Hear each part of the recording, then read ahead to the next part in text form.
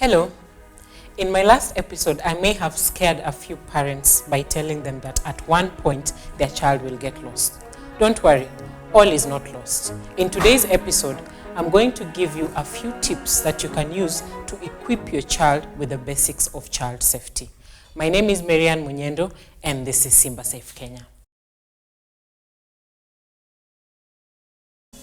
The first thing you need to teach your child is their name. What do I mean? Not just a name, not just a nickname, their full names. A lot of the times the children who have been found when they're missing, they're asked, what's your name? They say, my name is Toto, my name is Baby. This does not help when someone needs information to get to you. A child should be able to know their full names and say, for example, my name is James Maina. The second thing that your child needs to know is where they live. The location is very important because it also helps to boost the recovery effort. It's important if they know the general environs, for example, Nairobi, but take it further. I live in Nairobi, in Embakasi, at Nyayo Estate. Depending on the age, you can go further and give them the court 122 or 123. How to be able to reinforce these skills is when you're walking around with them in their neighborhood, you play the game and say, do you know where your house is? Do you know where you live? They can be able to say, I live at court 122, house number 10. Also, this is based on the age. But if they're able to know something as basic as, I live in Nairobi, in Nyayo Embakasi, then that is good. Another way you can do is also play games with them that if you run around the court and you come back, I can be able to reward you. Give it a time. They're able to be comfortable with their surroundings and also understand their environment more. The third thing that your child should be able to know is where they go to school. This is if they go to school, because one way also that is faster is the school can be contacted and you can be contacted. So they should be able to know the name of the school and, if possible, the name of a teacher. The name of a teacher sometimes on its own does not help a lot because there's very many people called Teacher Margaret.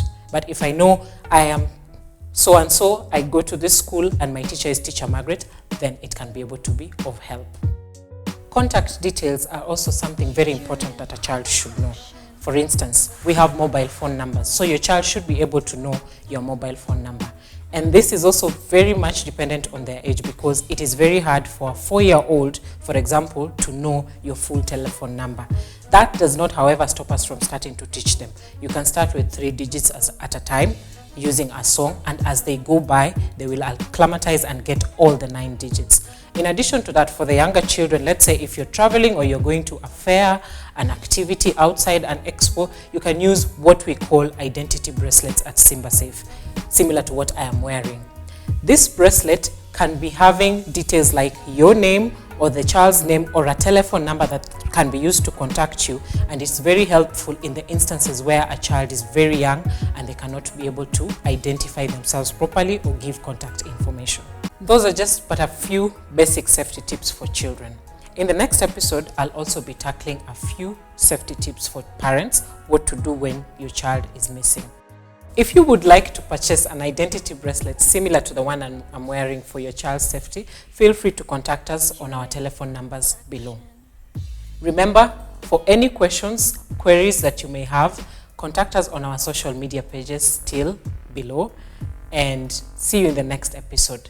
Remember, safety is as simple as ABC. Always be careful.